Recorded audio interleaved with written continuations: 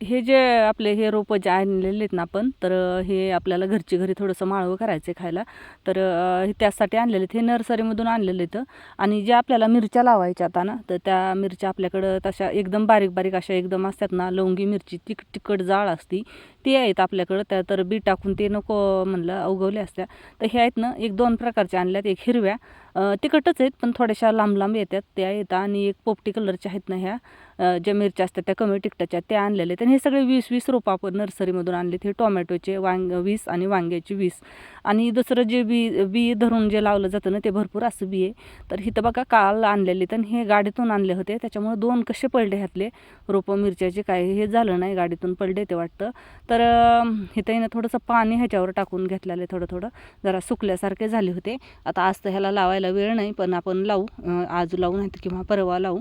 तर ह्याच्यावर थोडंसं पाणी टाकून घेतलं आणि हे सावलीमध्ये ठेवलेले आहेत बघा. सावलीतच ठेवू ह्याला, उन्हाने थोडंसं हे होतं, तर इथं झाडाखाली अशा पद्धतीने ह्याला सावलीला ठेवून घेतलेलं आहे आणि पाणी टाकून घेतलेलं आहे. आणि असं आता सध्या जरा रान पण ओलं केलेलं नाही आहे, त्याच्यामुळं बघू आपण 2 दिवसांनी लावू.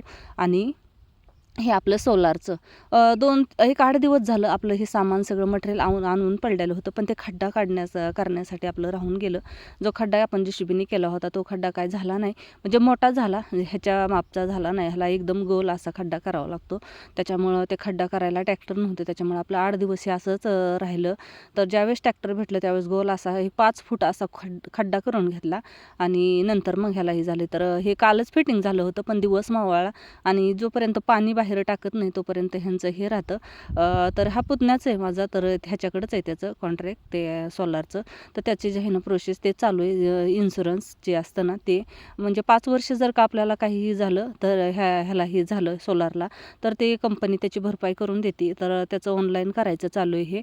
आणि बघा सकाळीच हे 7:30 वाजता चालू होतात. हे सगळं चालू करेपर्यंत 8 वाजलेले आहेत.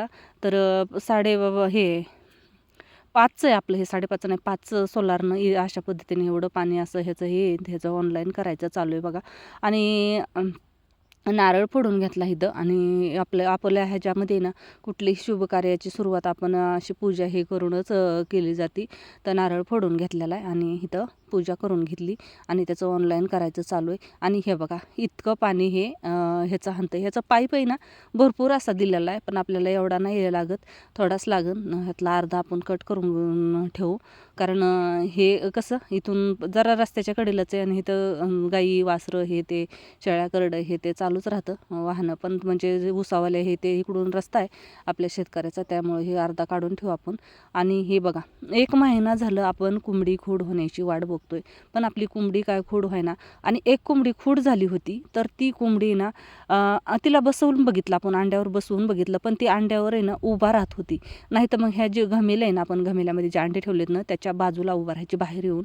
2 दिवस आपण अंड्यावर ठेवून बघितलं, पण त्याच्यावर बसवलं नाही. शेवट ती जिथं तिचे अंडे देऊन खूड झालेली होती तिथं जाऊन बसत होती, त्याच्यामुळं तिला नाही परत बसवलं. तर ही पण आपल्याला घरी नाहीच ही झालेली आपली खूड. तर ही आहे ना मैत्रिणीकडून आणली, तिने खात्रीने दिली की ही चांगली पिल्ले काढते म्हणून. आणि बघा हिला बसवलं, 1 तासाभरात आपल्याला कळतं की ही अंड्यावर बसती, म्हणजे अंडे घेती खाली का बाजूला उभा राहते, 1 तासभरात आपल्याला कळन.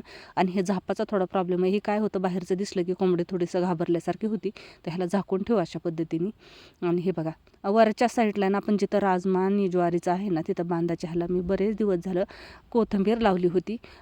लक्षातच आलं नाही की आपण कोथिंबीर लावली आहे इथं म्हणून. आणि 2 वेळा आहे ना बाहेरून विकत आणली, पण इथं आठवणीत म्हणजे डोक्यातच आलं नाही की कोथिंबीर लावलेली आहे म्हणून.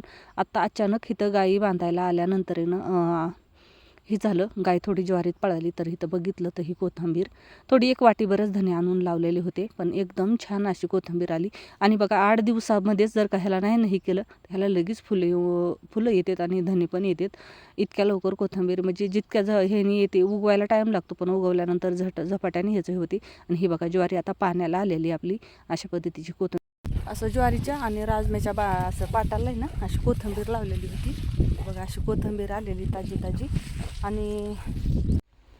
आणि आता म्हणजे जी लाईटवरची मोटर नाही त्याची वाट बघण्याची आवश्यकताच नाही, म्हणजे 2 मोटर चालू राहतात आणि 2 ह्याच्यामध्ये ना दिवसाचंच बिझनेस उरकून जातं. रोज मोटर जर का दोन्ही सोलारच्या चालू ठेवल्या ना तर लाईटच्या मोटरची गरजच लागत नाही. आणि हे बघा सकाळी सकाळी थोडंसं चालू केलेलं हे जवळजवळ व्हिडिओ 2-3 दिवसाचा थोडा आहे. तर हे बघा दुसऱ्या दिवशी हे 8 वाजताच चालू केलेली ना. 8 वाजताच्या उन्हामध्ये ना हे 5 आहे ना एवढं पाणी हे करते. ऊसाच्या दाऱ्याचं बरं असतं, एकदा 7-8 साऱ्यावर 7-8 साऱ्यावर होऊन जातं. सारखं मध्ये जायचं किंवा काहीही गरज नाही लागत आहे. आणि आता हे ऊस आहे ना आपला तोडीला म्हणजे तोडायला साठी आलेला आहे. पण तोडणारे पण म्हणजे असं जरा थोडंसं ही झालेलं आहे, आज उद्या करता. तर पाणी ह्याचं बंद केलं होतं, तो ऊस तुटून जाईन म्हणून.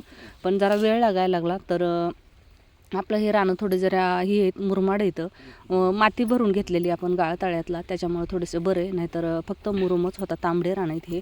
तर हे ते ना हे बघा हे पाणी असं चालतंय. आणि तर पाणी सोडून घेतलं एकदा, पाणी सोडू म्हणलं, नंतर ज्यावेळेस येईन त्यावेळेस बघू. आणि हे बघा हे जे झाड आहे, हे झाड आहे ना पुण्याला मुंबईला मी बऱ्याच वेळा गेल्यानंतर आहे ना हे झाडं हे शो म्हणून लावलेले, असं दवाखान्याच्या ठिकाणी किंवा एखाद्या चांगलं जिथं कुठं मंगल कार्यालय हे असतं ना तिथं हे शो म्हणून हे लावलेलं असतं. तर हे आपल्यानं बांधाला येते. तर ह्याला इलतुरा म्हणतात, गुलतुरा म्हणतात, कोणी टणटणी म्हणतं, कोणी काहीही म्हणतं. तर हे 2 प्रकारचे, एक लाल आहे आणि एक असं. तर किती छान असे फुलेत. आणि ही बघा आपला राजम्यामधली सोयाबीन अशी आलेली. आणि आपण खुरपताना आहे ना ही सोयाबीन काढली नव्हती, कारण आपल्याला आहे ना हे शाळेला उपटून नेता येईल म्हणून असं ठेवलं होतं. जिथं जास्त राजम्यामध्ये आलेले तिथलं थोडंसं पातळ केलं होतं, जेणेकरून राजमा आपला आहे ना त्याला पण दाटा होऊ नये. तर हे शाळ्यांसाठी घेऊन चाललेले. आणि हे 15 दिवस झालं आपण हे जातं उपटायचं चाललं होतं ना. 8 दिवस झालं खोलून ठेवलं. 8 दिवस तसे दळणं काढले, पण पीठ काय बाहेर येतच नव्हतं म्हणजे कसलंच चालतच नव्हतं, इतकं हे जातं मवाळलेले होते.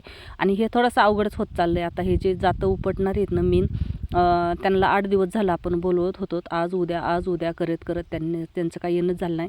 आणि हे तात्या आहेत आमच्या गावातलेच येतं, ह्यांच्याकडे पण पिठाची चक्की आहे. तर सहज विचारलं की तात्या हे पिठाची चक्की कोणाकडून उपटून घेतात? तर ते म्हणले बाई मीच उपटतो. आणि छन्नी हातोडा हे तर म्हणलं नाही आमच्याकडं. तर ते म्हणले काय असं काही गरज लागत नाही, हे ग्राइंडरनी पण उपटलं जातं. आणि बघा आज मी त्यांना बोलणं झालं त्यांच्याबरोबर. आणि दुसऱ्या दिवशी तात्यांनी स्वतः येऊन येणं अर्ध्या तासात मला हे जातं हे गिरणीचं येणं उपटून दिलेलं आहे. एकदम छान पद्धतीने ह्याला एक अर्ध्या तासात झालेलं आहे. आणि बघा ही माणुसकी अजून पण म्हणजे गावाकडं येणं, खेड्यापाड्याने शहरामध्ये नाही एवढं हे होतं आहे, पण गावाकडं अजून पण ही माणुसकी म्हणजे जिवंत असल्यासारखं नुसतं मनीपर्यंत. आणि बघा हे जर का मला ते जे उपटणारे मेन आहे त्यांनी ते झाले असते ना तर मला 500 रुपये यांच्यावर त्यांनी घेतले असते. आणि तात्यांनी म्हणूनच तर आहे ना मला अर्ध्या तासातनं दुसऱ्या दिवशी येऊन हे जातं व्यवस्थित असं उपटून दिलेलं आहे. आणि मेन म्हणजे त्यांना दिसतही नाही डोळ्याने व्यवस्थित, जरा बारीक हे होत नाही, त्याच्यामुळे तरी पण आहे ना त्यांनी मला अर्ध्या तासात हे जातं उपटून दिलेलं आहे. तर खोलून हे आम्हीच ठेवलेलं होतं, फक्त हे जातं बाहेर काढल्यानंतर आहे ना त्यांनी हे करून दिलेलं आहे. हे बघा असं उपटायचं चालू आहे त्यांचं.